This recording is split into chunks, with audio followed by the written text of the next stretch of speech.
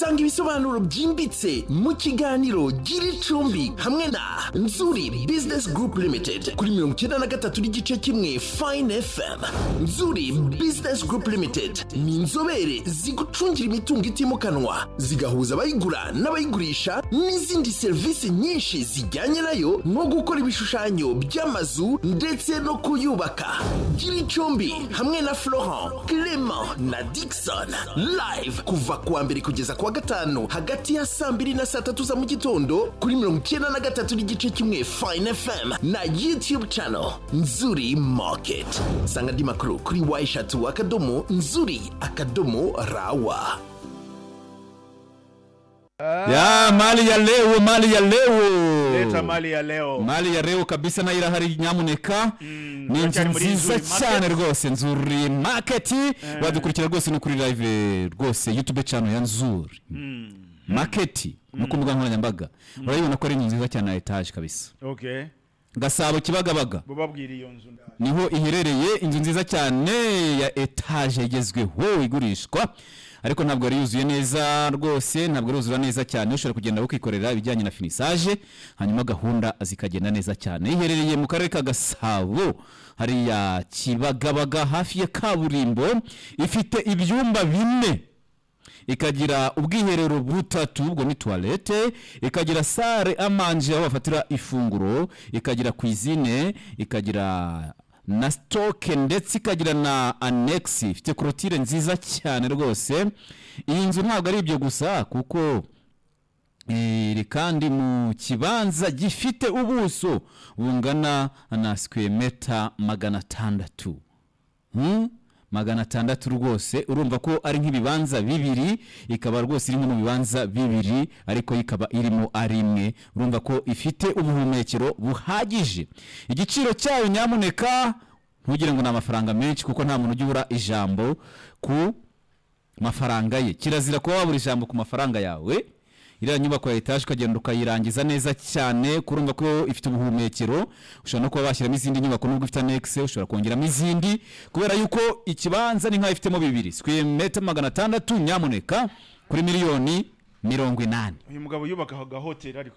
Ubona ko nawagira n'aga hotel. Cyangwa ukayigira apartment ukagenda ukayitunganya neza. Irahaganaye. Iri Kibagabaga. Kibagabaga kandi ubonye ko ari quartier imeze neza cyane, yuyubashye.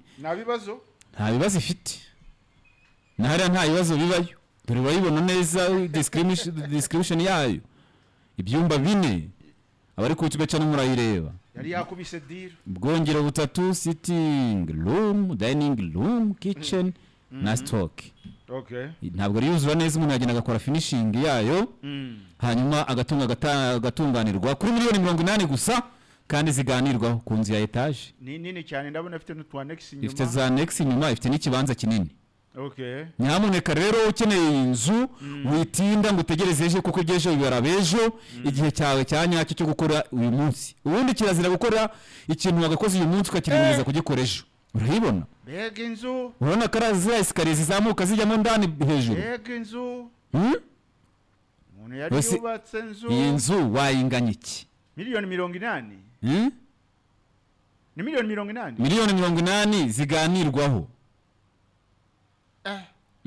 Iyo yinyohereze nanje. Miliyoni 80 jene nyereka abakire banje. Ziganirwaho ndaje nyiguhe rwose, ariko nyamuneka wadukurikiye kuri radio utabasha kujya kuri YouTube channel, nakubwira ko wahamagara kuri 078 23 0123 cyangwa 078 48 67 97 cyangwa ukadusura kuri YouTube channel Nzuri Market, cyangwa ukajya ku mbuga nkoranyambaga zose dukoresha Nzuri Market ku cyicaro cya Nzuri Business Group Limited ni hara ku Muhima imbere ya Feruje zo kuri Miyamaha mu nyubako y'amatafari ya Shema House muri etage ya 3.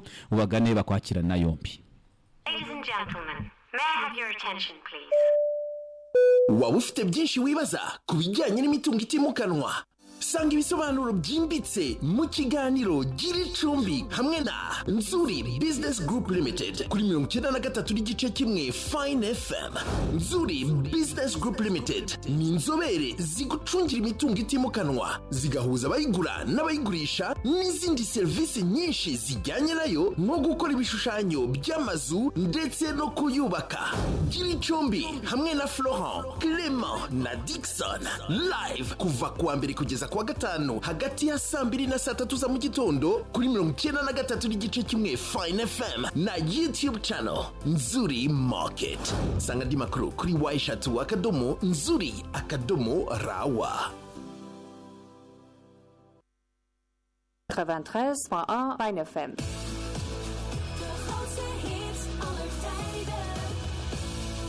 Fine FM.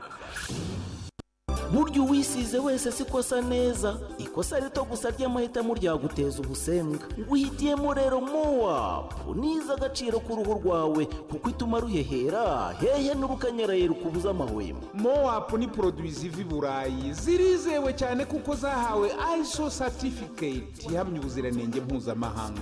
Hari Mowapu body lotion, Mowapu body milk, Mowapu scrub, Mowapu y'amasabune anyuranye, Mowapu shampoo, Mowapu shower gel zitandukanye, Mowapu y'amavuta y'abana, Mowapu y'amavuta y'umusatsi akenerwa cyane muri salon de coiffure, na Mowapu y'imiti y'amenyo ishimirwa kuyakesha no gutanga impumuro nziza mu kanwa. Mowapu murayisanga dushe na toilette eshatu, salon, salle à manger ndetse na cuisine. Hasi hari icyumba kimwe, hejuru akaba bitatu.